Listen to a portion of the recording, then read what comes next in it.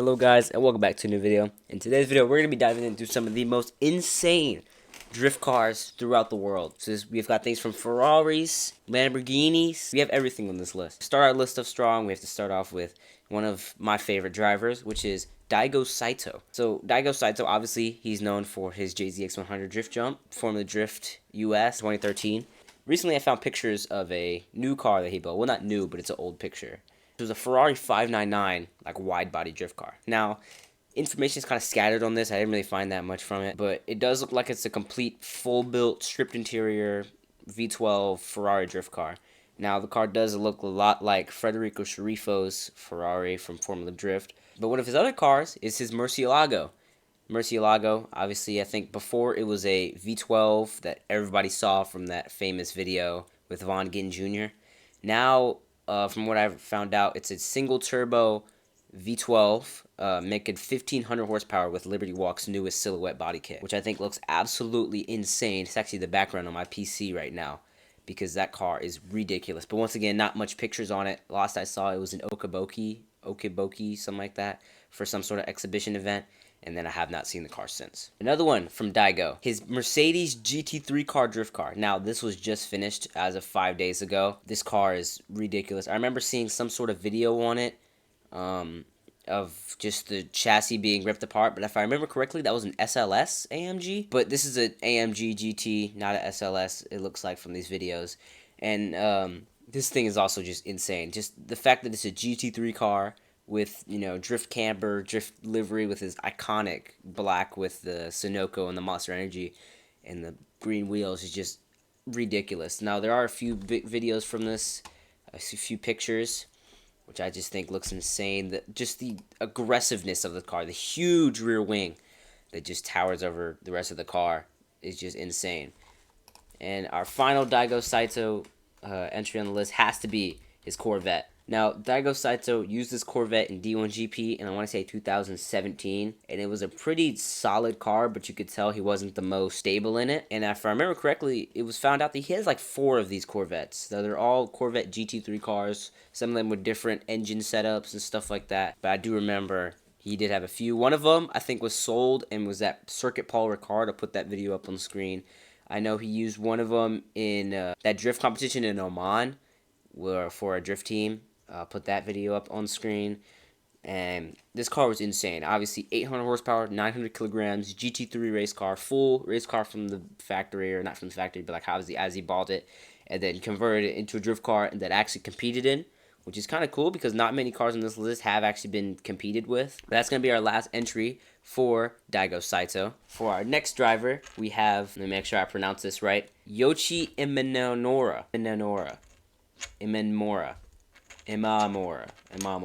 Yoichi Imamura. So he built a Lexus LFA drift car. Now the story behind this is a lot more clear because it was a much more expensive car, much more known. Where it was a flooded Lexus LFA, so nothing in it was good. And he took the original flooded V10 out of it, put a Toyota TRD V8 in it, and it was ridiculous. I remember when I first saw that car come out, and I was like, "This is ridiculous! Like, what even am I looking at?" Now, that car was insane, and what people may not know is that he actually built a second one, which is a Ferrari 550 Maranello. Now, again, with this video, there's a lot of scattered information, and apparently it was used in 2019 in the opening round, and then Scuba, and I think Scuba crashed. So the thing with this car is that it did not have the V12 from factory.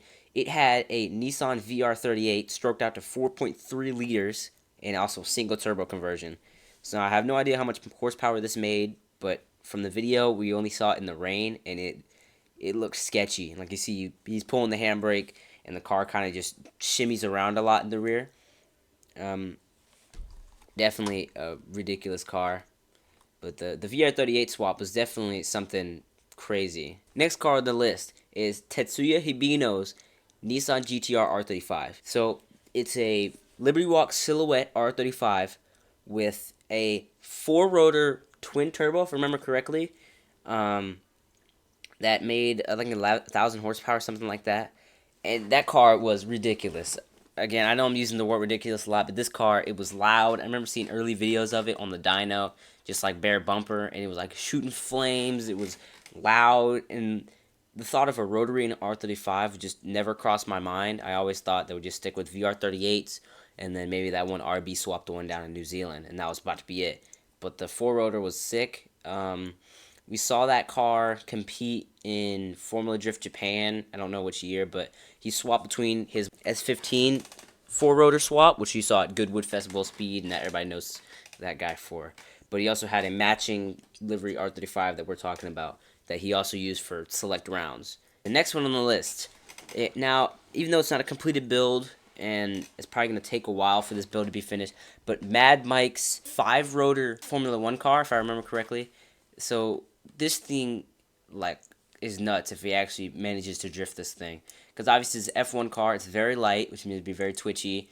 And also, there's not much steering room to give. You have to redesign the whole front suspension. And also putting a rotary in it, finding space for anything, it's just going to be an absolute, like, crazy car to drive. But if that car ever does get finished, I do want to see that because that thing would be insane.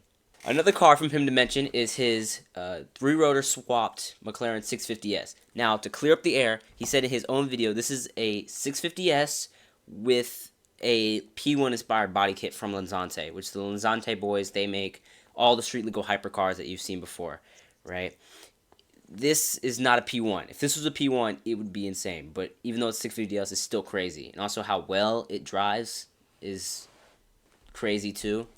But this is one of his most well-known builds, besides things like his RX-7. But so that's another car that I think this one just sounds really good. I like how this sounds. Yeah, on to the next person. Now, for the last car on the list, has to be, I think, the craziest one. This is the Royal Drift Series Shanghai 2JZ swapped Ferrari California.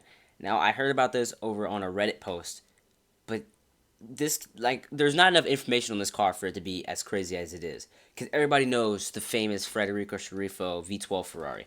And then there's this California that's 2J swapped and just no one knows about it. There's 100% got to be a lot more cars that should have been on this list that just aren't.